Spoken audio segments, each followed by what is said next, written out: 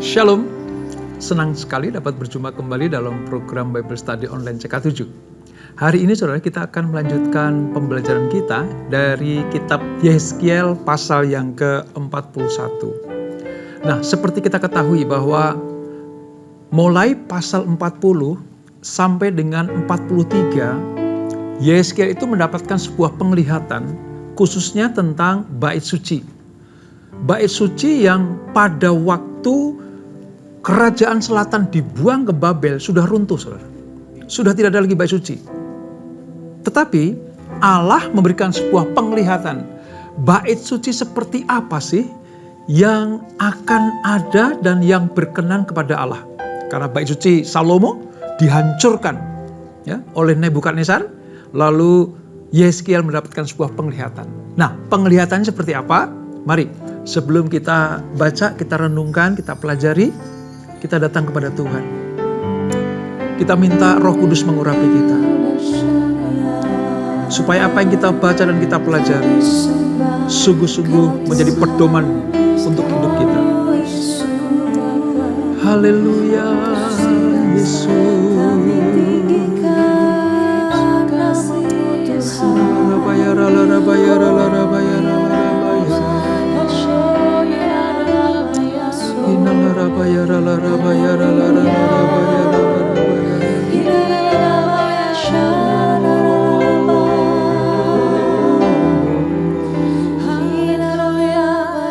Yesus, Yesus,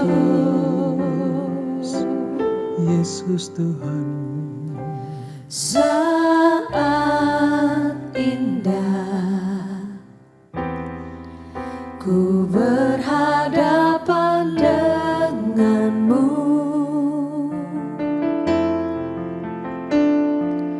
memandang wajahmu, Yesus kekasih jiwaku.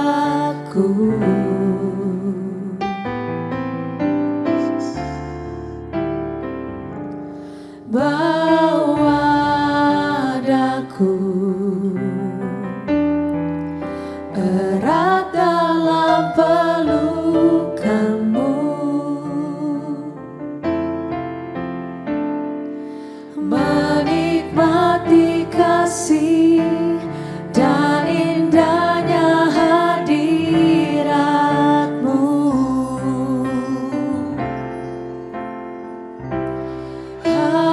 Hadiratmu Tuhan, ku rasakan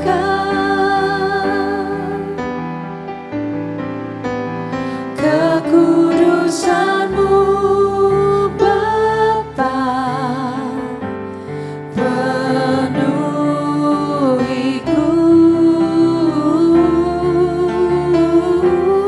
Ku rindu selalu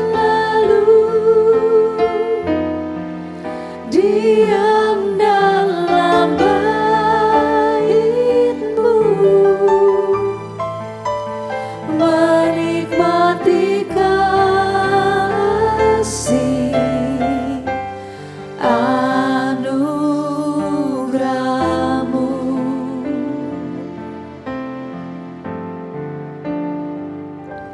Saat indah ku berhadapan denganmu,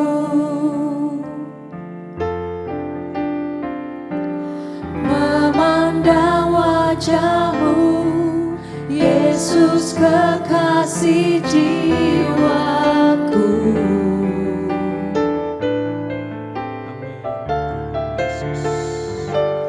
Bawa daku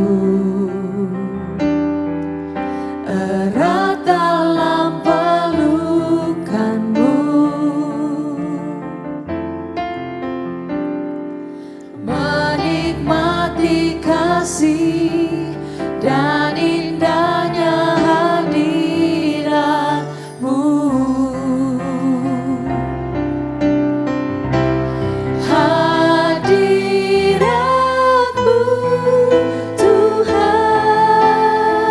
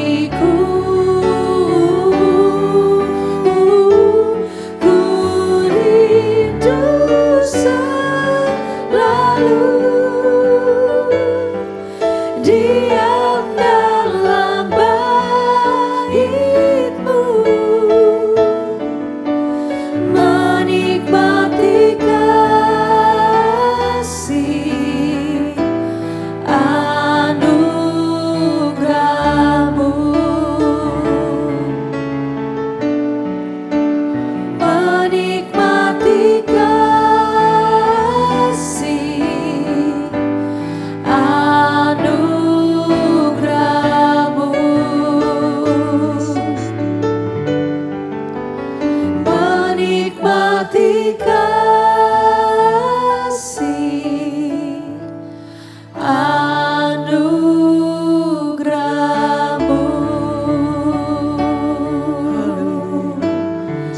Hinaralabaya syadarabalabo.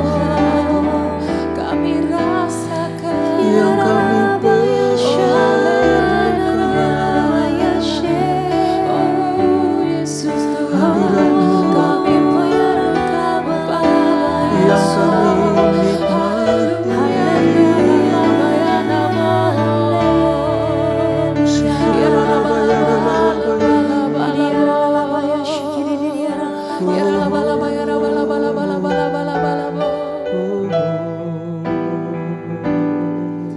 Engkau Tuhan pujianku, Engkau Tuhan kemuliaanku, kekudusan-Mu penuhi tempat ini.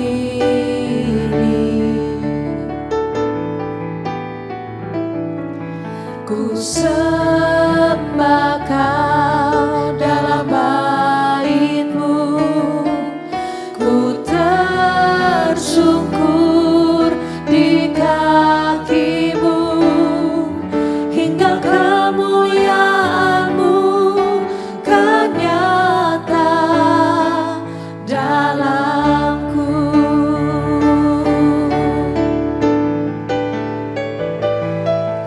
Engkau Tuhan pujianku, Engkau Tuhan kemuliaanku, kekudusan-Mu penuhi tempat ini. Ku sembah Kau dalam bait-Mu, ku tersungkur di kaki-Mu, hingga kemuliaan-Mu kan nyata dalamku.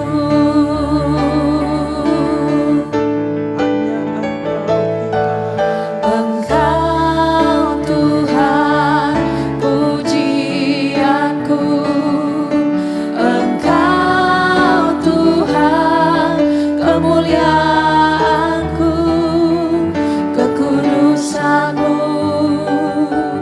penuhi tempat ini. Ku sembah Kau dalam bait-Mu, ku tersungkur di kaki-Mu, hingga kemuliaan-Mu kan nyata, hingga kemuliaan-Mu kan nyata, hingga kemuliaan-Mu kan nyata dalamku. Amin, amin Tuhan. Hadirat-Mu yang kami perlu, kehadiran-Mu yang kami nanti-nantikan. Sebab di dalam hadirat-Mu ada sukacita, ada kelepasan, ada pemulihan, ada berkat yang melimpah. Terima kasih Roh Kudus, terima kasih Bapa dan terima kasih Tuhan Yesus atas lawatan-Mu, atas hadirat-Mu. Kami akan melanjutkan pembelajaran kami, urapi kami Tuhan. Di dalam nama Yesus, mari yang siap belajar firman Tuhan, sama-sama kita katakan, amin. Nah, sementara saudara persiapkan Yehezkiel pasal ke-41, saya ingin berikan pengantar seperti ini saudara. Bahwa mulai pasal 40 sampai 43, kitab Yehezkiel berupa sebuah penglihatan-penglihatan, khususnya tentang bait suci yang baru. Nah ini penglihatan ilahi. Allah memberikan sebuah pernyataan lewat penglihatan yang diterima oleh Yehezkiel, disampaikan kepada bangsa Israel. Saudara tahu, penglihatan ini terjadi sekitar tahun 573 sebelum Masehi. Jadi rentang waktunya setelah bangsa Yehuda, kerajaan selatan, dibuang ke Babel, di pembuangan selama 25 tahun ini, firman ini datang kepada Yeskiel. Jadi 25 tahun dalam pembuangan, tiba-tiba Allah berfirman kepada Yeskiel lewat penglihatan. Penglihatannya apa, saudara?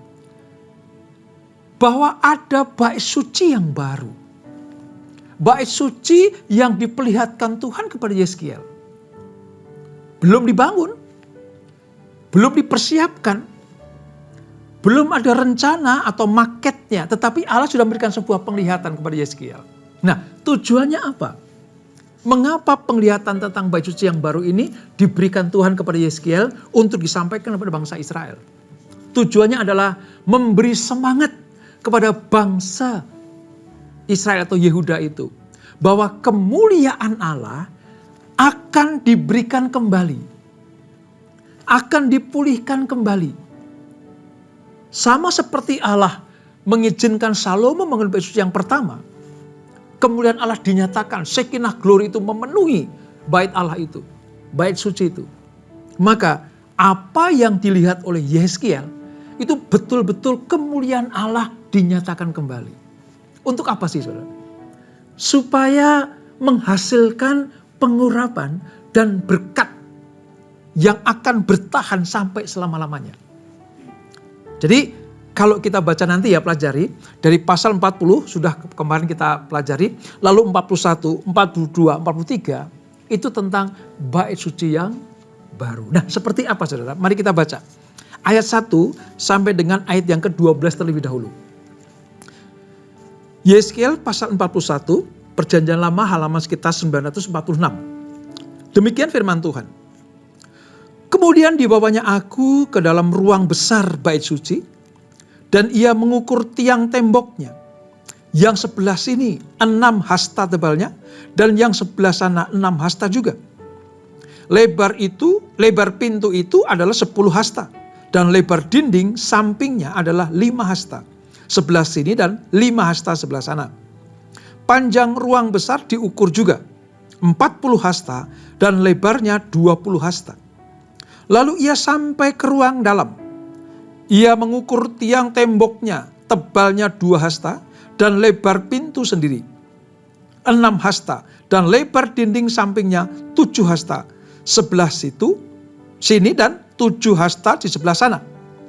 Ia mengukur panjang ruang dalam itu 20 hasta dan lebarnya 20 hasta sesuai dengan lebar ruang besar. Lalu ia berkata kepadaku, inilah tempat maha kudus. Kemudian ia mengukur dinding bait suci itu 6 hasta tebalnya dan lebar kamar tambahan yang terdapat di sekeliling bait suci itu 4 hasta. Kamar-kamar tambahan itu ada 3 tingkat dan pada satu tingkat terdapat 30 kamar.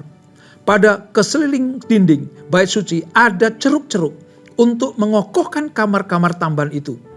Sebab kamar-kamar ini tidak digabungkan pada dinding bait suci. Dan kamar-kamar tambahan semakin lebih besar dari tingkat pertama sampai tingkat ketiga. Selaras dengan tambahan besarnya ceruk-ceruk pada tiap tingkat sekeliling bait suci itu. Ada tangga menuju ke atas, dan demikian orang dapat naik dari tingkat bawah ke tingkat atas melalui tingkat tengah. Aku melihat bahwa alas bait suci itu lebih tinggi dari sekelilingnya.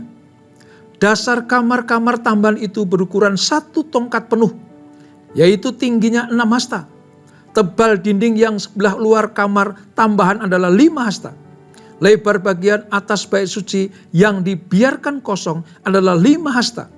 Di antara alas bangunan itu dan bilik-bilik ada jarak 20 hasta sekeliling bangunan itu.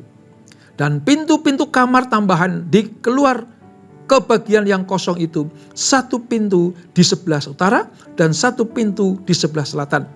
Dan lebar tempat yang kosong itu adalah 5 hasta sekeliling. Bangunan yang terdapat di lapangan tertutup yang di sebelah barat lebarnya 70 hasta, sedang dinding yang mengelilingi tebalnya 5 hasta dan panjangnya 90 hasta.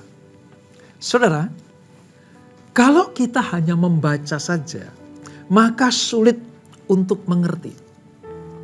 Jangankan mengerti, mengingat apa yang dilihat oleh Yeskiel lewat penglihatan ini, kita nggak bisa membayangkan. Ada 10 hasta, ada 5 hasta, ada 7 hasta, ada tangganya gitu. Saudara. Namun demikian, seolah-olah ini tidak penting buat kita. Tapi bagi Yeskiel, bagi bangsa Israel, ini merupakan sebuah pernyataan ilahi. Bahwa betul-betul akan terjadi nanti. Hadirat Allah itu tidak seperti yang digambarkan oleh bangsa Israel selama ini. Ada di ruangan, ya, ada di tempat atau di space yang terbatas. Ya. Kadangkala saudara, bangsa Israel termasuk kita ini ya, menghubungkan kehadiran Allah itu pada satu tempat. Ya. Allah hadir di gereja misalnya, memang tidak salah sih. Allah hadir di ruang doa kita, di ruangan 3x4 misalnya. Atau Allah hadir di sebuah ruangan doa bersama. Jadi kita kadang membatasi Allah hadir di suatu tempat yang ada ukuran-ukurannya menurut manusia. Itu tidak salah. Namun demikian, kita tahu bahwa sekarang ini Allah hadir melalui kehadirannya dalam roh. Sebab Allah adalah roh yang tidak terikat oleh ruang, tidak terikat oleh ukuran-ukuran, tidak terikat oleh waktu dan jarak. Dan Allah tidak hanya menetap di satu tempat tertentu. Bahkan ia tidak dapat dibatasi oleh ruang dan waktu. Tapi secara sadar atau tidak, kita seringkali membatasi itu. Makanya bangsa Israel yang terpuruk di Babel, orang-orang kerajaan selatan yang menjadi tawanan di Babel, mereka betul-betul kehilangan tempat ibadah. Ingat ya, sebelum mereka ditawan ke Babel, Bait Suci sudah rata. Hancur oleh Nebukadnezar. 25 tahun mereka ada di Babel, mereka menanti-nantikan. Kapan kembali ke Yerusalem? Kapan kami bisa membangun kembali Bait Suci itu? Nah, di tengah-tengah pembuangan saudara, Allah tidak meninggalkan umatnya. Lewat penglihatan yang dinyatakan oleh Tuhan kepada Yeskiel. Orang-orang Yehuda diberikan penghiburan. Ada suatu hadirat Allah yang ukuran-ukurannya menurut ukuran Tuhan, bukan ukuran manusia. Sampai sekarang ini saudara, orang-orang Yahudi yang masih Yudaisme, mereka berdoa itu minta untuk membangun Bait Suci yang ketiga. Sampai sekarang. Mereka lupa bahwa Allah mereka, Allah Abraham, Ishak dan Yakub itu adalah Allah roh. Jadi sebenarnya sekalipun tidak ada bangunan Bait Suci yang bisa dilihat oleh mata telanjang manusia. Sekalipun tidak ada bangunan permanen Bait Allah. Sesungguhnya Allah itu hadir dimanapun dia berada. Artinya, Bait Suci yang baru menurut penglihatan Yeskiel ini tidak membatasi Allah harus ada di suatu ruangan atau tempat permanen yang dibuat oleh tangan manusia. Ini intinya saudara. Ini intinya. Nah, ketika kita kembali sedikit ya, flashback ya. Waktu mereka keluar dari Mesir, dipimpin oleh Musa, Allah memerintahkan membuat sebuah apa? Kemah suci. Kemah suci lambang dari kehadiran Tuhan. Kemah suci lambang dari Allah ada di tengah-tengah umat Allah, yaitu bangsa Israel. Waktu mereka masih mengembara di padang gurun, Tuhan menetapkan satu tempat yang kudus bagi umat Israel supaya mereka beribadah kepada Tuhan. Itu namanya Kemah Suci, yang terkenal juga Tabernakel Musa. Di dalamnya saudara ada tabut Tuhan. yang menjadi simbol atas kehadiran dan penyertaan Tuhan. Nah, kemah suci ini dijaga kekudusannya melalui suku Lewi yang ditunjuk Tuhan untuk menjadi pelayan di dalamnya. Jadi jelas, bangsa Israel memiliki sebuah tempat. Zaman Musa namanya kemah suci atau tabernakel Musa. Nah, ketika mereka sudah masuk ke tanah Kanaan, masuk ke Israel yang sekarang ini, saudara, menempati satu tempat, pusatnya namanya Yerusalem.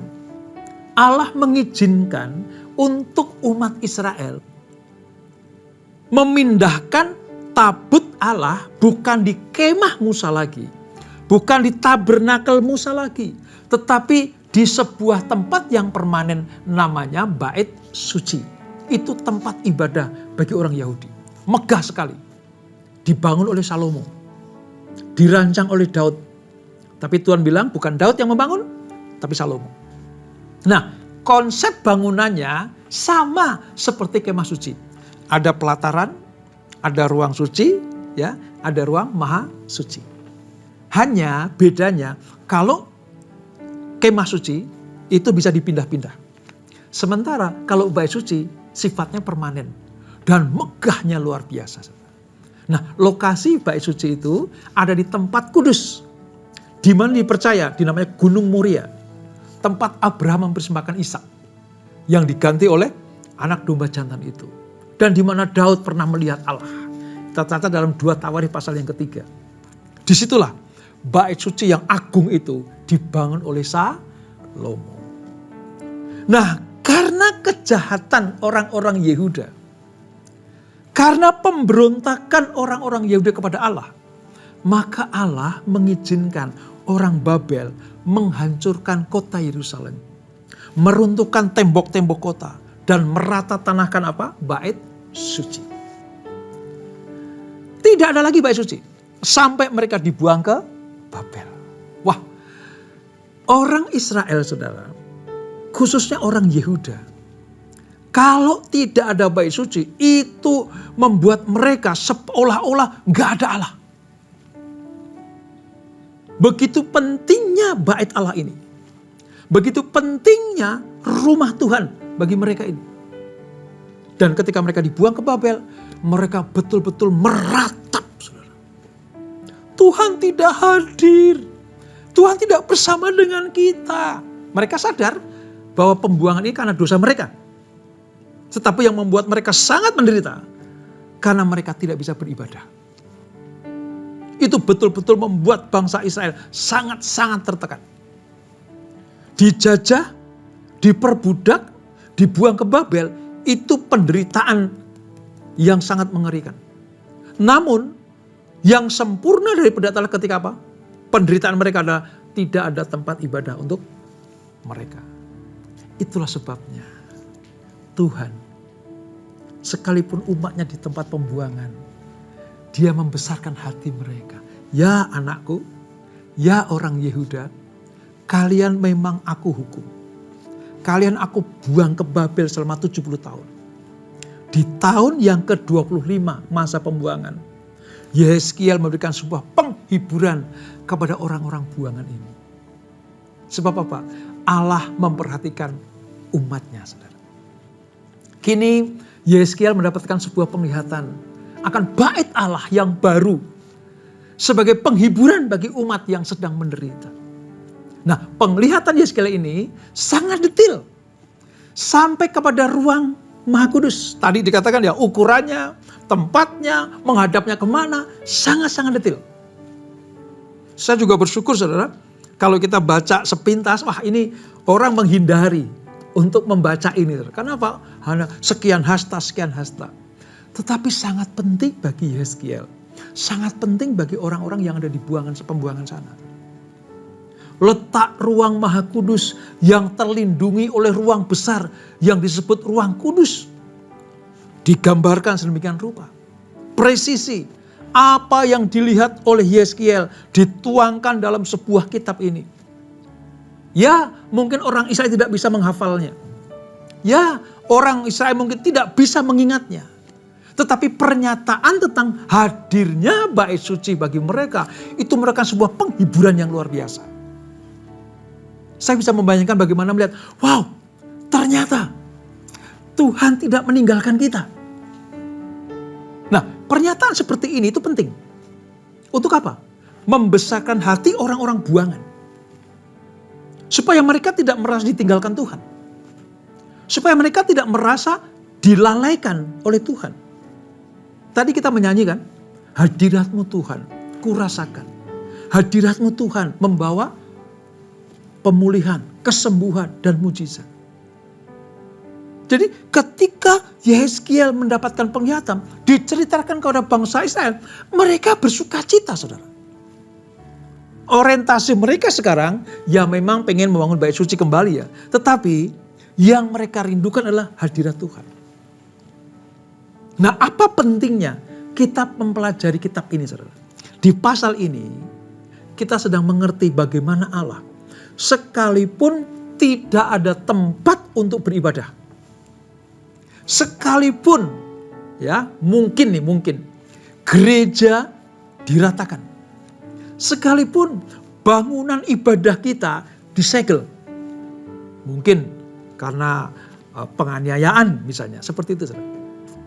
Allah tidak pernah meninggalkan umatnya. Ada bait suci yang baru dalam perjanjian baru menunjuk kepada Yesus Kristus. Menunjuk kepada kehadiran Yesus Kristus yang adalah bait sucinya Allah. Ini menyatakan bahwa Allah tidak hanya tinggal di sebuah ruangan. Allah tidak bisa dibatasi oleh tembok. Sebab hadirat Allah itu adalah roh adanya. Nah, ketika Yehezkiel mendapatkan penglihatan ini merupakan kabar sukacita buat mereka dalam pembuangan. Karena nanti, saudara, setelah penglihatan ini, baru tahun yang ke-70, artinya menanti 45 tahun sejak penglihatan ini diberikan. Orang Israel kembali ke Yerusalem dan membangun bait suci berikutnya. Disebut sebagai apa? Bait suci zaman Ezra. Bersama dengan Nehemia, Zerubabel. Mereka dipulangkan dari pembuangan untuk membangun bait suci seperti yang mereka rindukan. Dan Allah mengizinkan. Indah luar biasa. Kembali dibangun, saudara. Namun pada tahun 70 Masehi, setelah Yesus naik ke surga, kira-kira sekitar 35 tahun berikutnya, Jenderal Titus dari Roma datang ke Yerusalem, meratakan kembali bait suci yang kedua itu. Sebenarnya sudah dinubuatkan oleh Yesus. Nanti kalau kita sampai kepada Injil Matius, saudara, kita akan melihat bagaimana Yesus berbicara kepada perempuan Samaria. Orang Samaria menyatakan, perempuan ini bilang gini, kami menyembah Allah di sini. Namanya Gunung Gerizim. Orang Israel menyembah Allah di bait suci di Yerusalem. Lalu Yesus bilang gini, tahukah kamu hai perempuan, akan tiba saatnya orang menyembah Allah bukan di gunung ini, yaitu Gerizim, wilayah Samaria, dan bukan di Yerusalem, itu ada bait suci. Jadi entah Gerizim atau Yerusalem yang ada bait sucinya, tidak penting lagi buat orang Yahudi menyembah Allah. Sebab apa? Bapa mencari penyembah-penyembah dalam roh dan kebenaran. Saudara tahu sekarang? Penglihatan Yehezkiel itu menyatakan akan ada masanya. Dimanapun kalian berada, hei anak-anakku. Sekalipun kamu tidak dalam sebuah ruangan tempat ibadah. Sekalipun nanti suatu saat gereja mungkin ditutup. Mungkin tempat-tempat doa akan disegel. Jangan takut. Dimanapun kamu berada, selama engkau menyatu dengan aku, beribadah kepadaku dalam takut dan gentar kepada namaku, aku hadir di situ. Ini maksud dari Yehezkiel pasal yang ke-41. Ini maksud dari apa? Penglihatan Allah yang diberikan kepada Yehezkiel tentang bait suci yang baru. Dalam hal ini, sekali lagi, dimanapun kita berada, kita tetap bisa menyembah Allah dalam roh dan kebenaran. Puji Tuhan, saudara. Di gereja CK7, GBI PRJ Group CK7 saudara, selalu ada running tag. Kita sedang menyembah Allah dalam roh dan kebenaran. Karena Allah, Bapa, mencari penyembah-penyembah yang demikian. Artinya, lewat roh dan kebenaran, kita bisa menghampiri Allah. Tubuh kita bisa dibatasi. Tetapi roh kita, roh Allah, tidak bisa dibatasi. Itu sebabnya, mari, dimanapun kita berada, pada situasi seperti apapun, mungkin seperti orang yang sedang dibuang, dikucilkan, sedang dihukum Tuhan. Tapi kalau kita tetap merindukan hadirat Tuhan, maka hadirat Tuhan itulah yang membuat kita bersuka cita. Bersorak-sorai. Pemulihan terjadi. Berkat Allah dinyatakan. Dan anugerah Allah dikembalikan. Kemuliaannya dapat kita rasakan kembali. Dan itulah Yeskiel pasal yang ke-41. Kita berdoa. Bapa, kami tahu sekarang bahwa penglihatan-penglihatan yang diterima oleh Yeskiel sulit untuk kami mengerti. Karena ukuran-ukuran yang begitu jelimet, namun presisi. Ukuran-ukuran yang sangat-sangat tidak dapat kami hafalkan. Tapi kami tahu pasti, Tuhan sedang berbicara kepada bangsa Israel. Sekalipun kamu dalam pembuangan, aku tetap hadir di tengah-tengah kamu. Bait suci seperti yang dilihat oleh Yeskiel, itulah lambang kehadiran Tuhan. Di tepi sungai Babylon sekalipun, mereka dapat merasakan hadirat Tuhan. Sekalipun jauh dari kota Yerusalem, tapi mereka mendapatkan anugerah Allah lewat hadirat Tuhan. Puji syukur ya Bapa, kami mengerti sekarang, dimanapun kami berada, kemanapun Tuhan tempatkan kami. Mungkin kami sedang dibuang Tuhan karena dosa-dosa kami. Di tempat-tempat yang sangat tidak kami inginkan. Tapi kalau hati kami menyembah Allah, maka Allah ada di tengah-tengah kami. Terima kasih Bapak untuk pelajaran yang luar biasa ini. Hadirat-Mu membawa kemuliaan. Hadirat-Mu membawa kesembuhan. Hadirat-Mu membawa mujizat yang kami perlukan. Berkati anak-anak-Mu, dan sebelum kami pisah dalam acara ini, kami akan terima berkat yang daripada Tuhan. Kekasih-kasih Kristus, arahkan hatimu pada Tuhan. Terimalah berkat kasih anugerah dari Allah Bapa yang berlimpah-limpah. Di dalam anaknya yang tunggal Tuhan Yesus Kristus. Dan persekutuan yang manis dalam Roh Kudus menyertai kita semuanya. Mulai saat ini sampai Maranatha. Yesus datang yang 2 kali menjemput kita semuanya. Bertemu di awan-awan yang permai. Menikmati kemuliaan kekal sampai selama-lamanya. Yang diberkati, sama-sama kita katakan amin. Tuhan Yesus memberkati.